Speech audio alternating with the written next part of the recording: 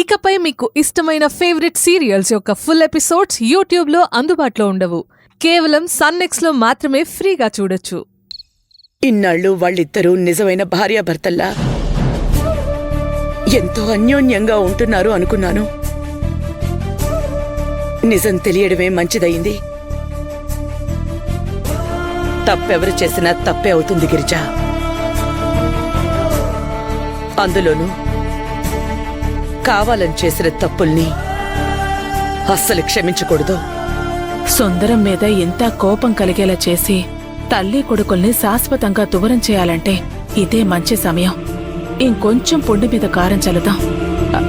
అయినా మన సుందరం ఇంతకి దిగజారుతాడు అనుకోలేదు వదినా. అసలు సుందరాన్ని నువ్వు రాజాలా పెంచావు.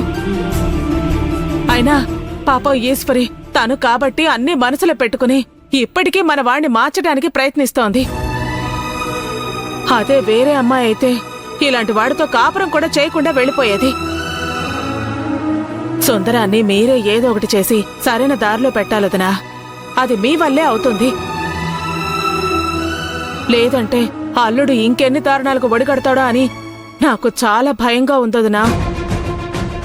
అవును గిరిజ, నువ్వు చెప్పింది కరెక్టే. నేను అదే ఆలోచిస్తున్నాను. మన ప్లాన్ బానే వర్కౌట్ అయిందే.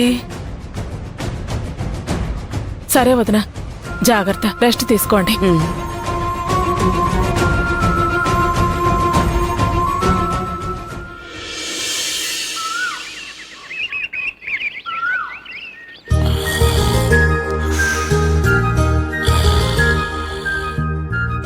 చిన్నయ్య, చిన్నయ్య,